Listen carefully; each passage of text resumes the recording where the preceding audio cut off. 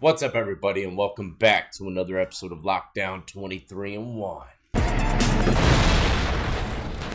Today, Bobby, we're going back into a Milwaukee courtroom. Prepare yourself, button that shit all the way up. This is a crazy one, too. I'm not going to lie. This is a situation that could happen to any one of us. I'm going to let the courtroom break everything down. We're going to hear a couple victim impact statements, and then, of course, we will get to the sentencing. Bobby, just calm your ass down. As you can see, y'all's comments got to him from the last video. He shaved his mustache off.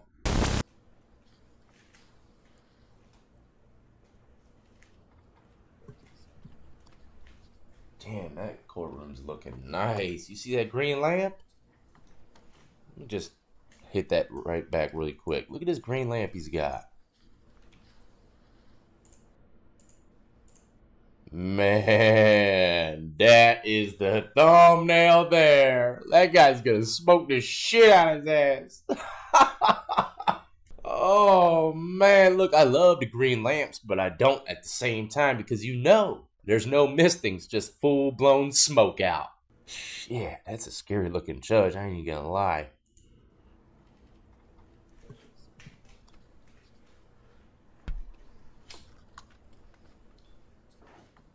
Hold on a second, man. Am I tripping? Is he angled just like his statue? I'll be damned if he ain't. Is that a statue of him? Maybe it was his teacher, the wise Count Dooku. But I'm just going to go ahead and say it. Your Honor, you've got the best desk I've ever seen. The best. I mean, it's scary, but it's the best. For a judge.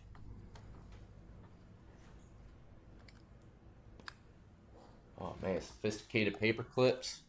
Smoke's definitely coming.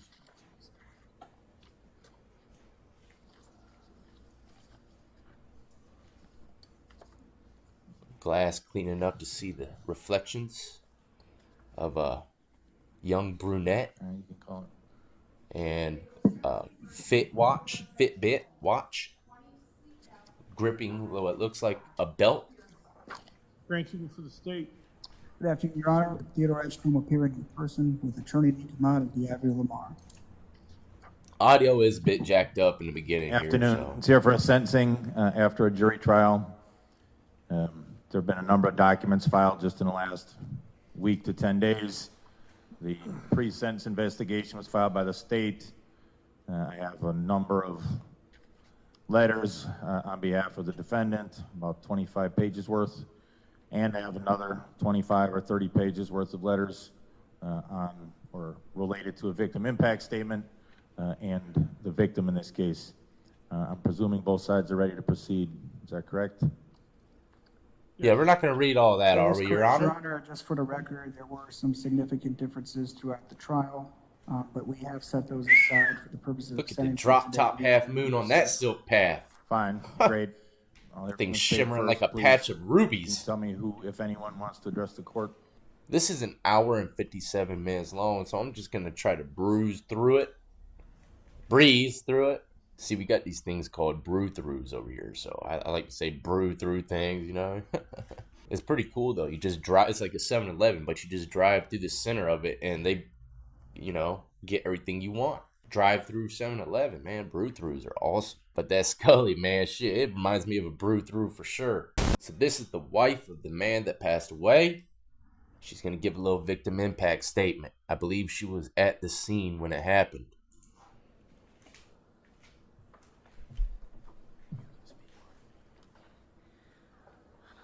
Honorable Judge Borowski, my future did not include writing a victim impact statement. No, to explain the depth of my mental and physical pain due to the callous murder of my beloved husband, Jason Cleereman. My life and our children's lives were forever destroyed and altered on September 22nd, 2020. Ladies, can you imagine taking the stand and speaking on the behalf of your dead husband? Heartbreaking, right? I was a witness to the cold-blooded murder of my husband. As physically close as I was to Jason when he was shot, I never had the opportunity to say goodbye, to hold him as he took his last breath, to kiss him, or to tell him that I love him. Damn. Because he was already dead. He was already dead when the defendant pulled the trigger and made the conscious decision to put the bullet in my husband Jason's head. I believe the defendant's actions was intentional. You don't shoot someone and pretend you didn't know it would kill him.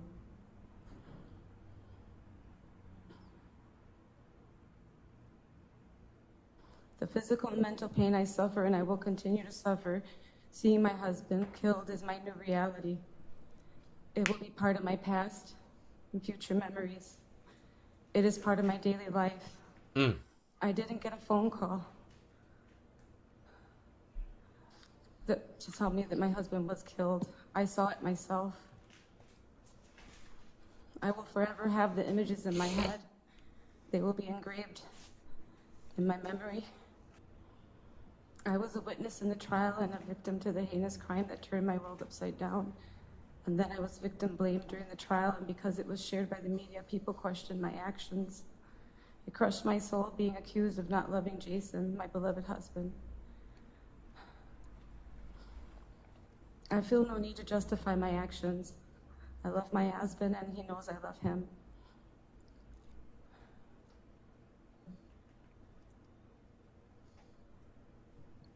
Attempting CPR was not going to bring him back to me. Jason was dead before he hit the ground. I was there and I saw him die with my own eyes. A vision I wish I could erase and a moment in time I wish could be reversed. I do not need to do.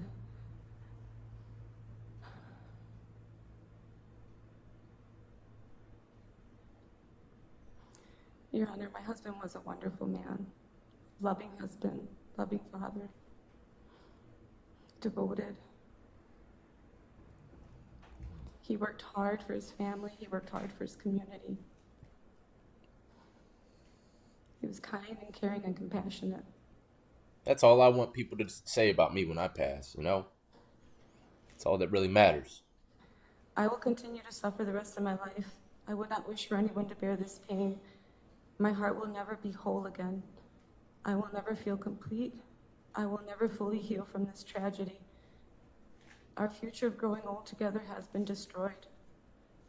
I will never be able to happily celebrate family events because I will always carry deep sadness, emptiness, and pain, knowing Jason should be with our family, enjoying the life he loved and deserved.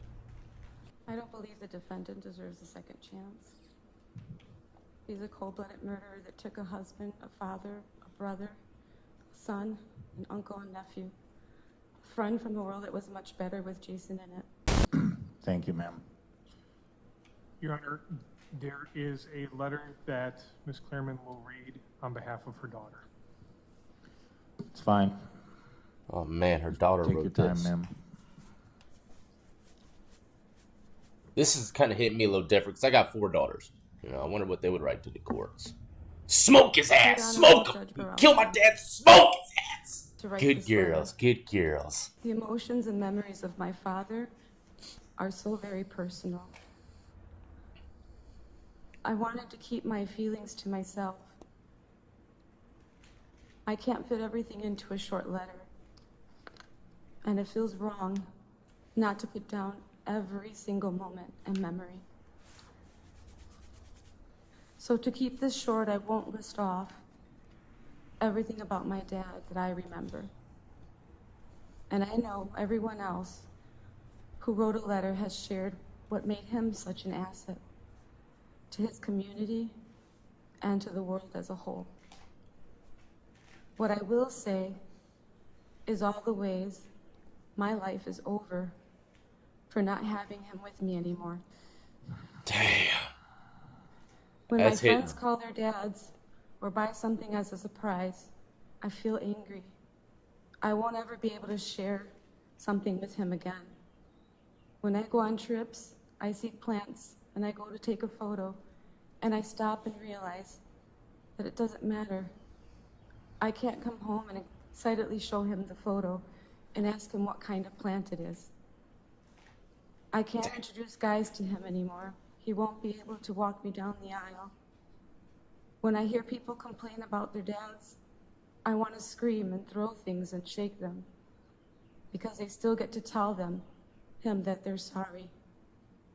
He'll still be there to hug them and tell them everything's okay. Damn, Bobby, man. This one's hit me in the waterworks. Every new movie, every song that I hear, I think he might like, I'm reminded all over again that he's not here with me. And I'll never be able to hear his opinion. He won't sit next to me on the couch and tell me word for word, scene by scene, what's going to happen next. Yeah, that's hitting him. Who's going to ruin movies for me? Who's going to pull my toes until they crack while I scream and laugh? Oh, Or man, tell I me do that all he that with my daughters, He man. wasn't the one when I get my heart broken.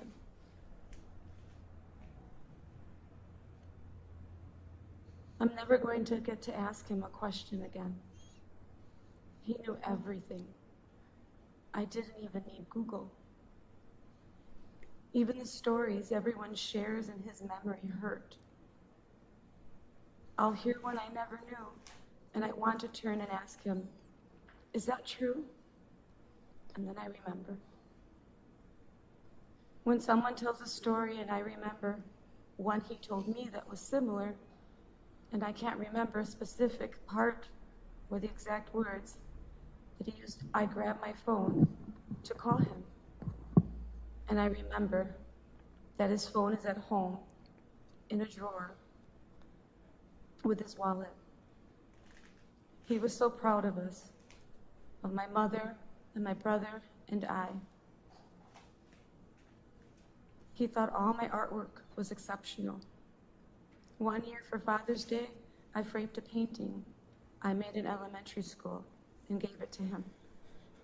And he posted it on Facebook and called it the best gift he's ever gotten. Mourning my dad is even harder for me because of the way he died and how public it became. Judgment from strangers, input from people with no knowledge of the person he was, and really no idea of what happened besides what went viral. It's like losing him all over again every time I see or hear something about the trial. Well, y'all, I would show you my eyes, but they're a bit misty right now.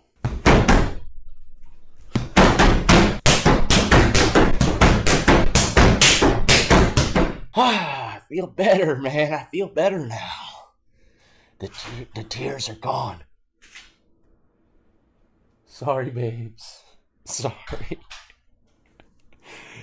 It's 7:30 in the morning, man. Brittany. Sound like an earthquake in here. Gotta simmer down a bit, Bobby.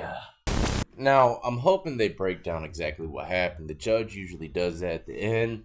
Like I said, I haven't seen this, so if he doesn't, I'll tell you exactly what happened before the sentencing. I put it on the record previously, but though he was an attorney, I did not know Mr. Cleereman.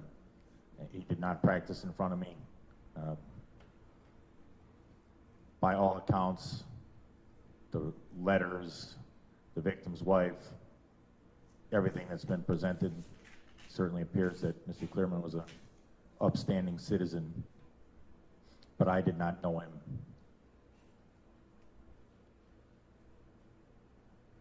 You know, the state referenced this, and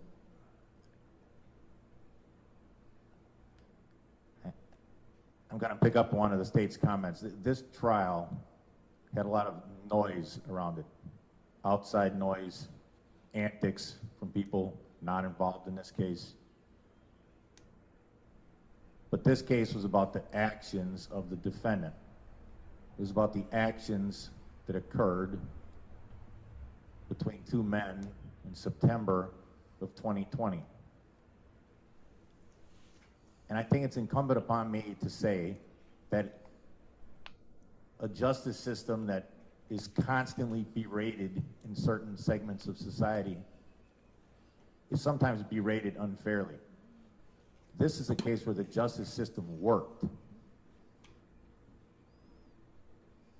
The defense will recall, and the state will recall, there were actually 2 juries impaneled in this case. The first jury I dumped for various reasons that don't need to be discussed.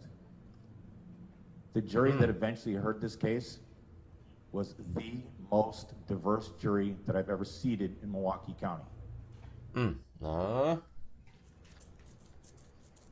6 people of color, 6 whites, including 5 African Americans.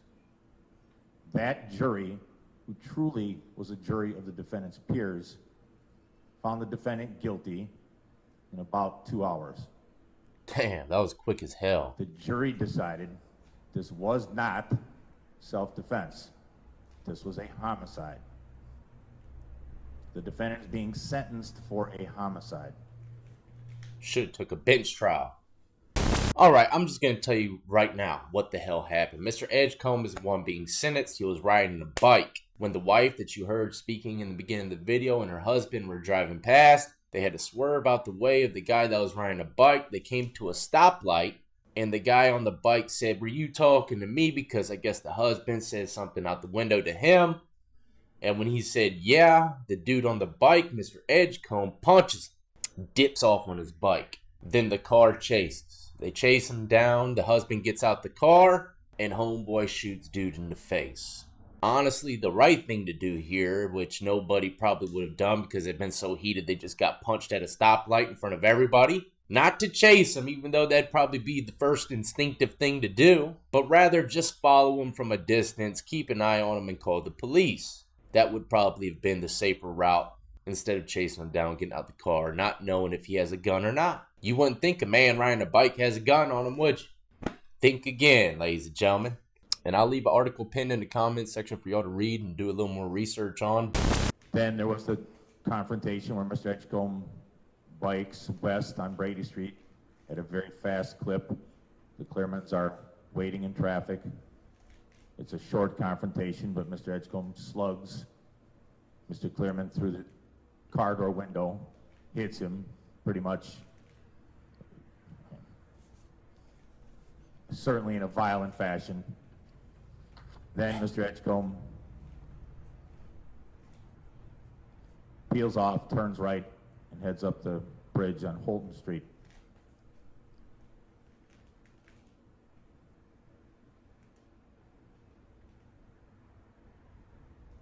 He fled, right?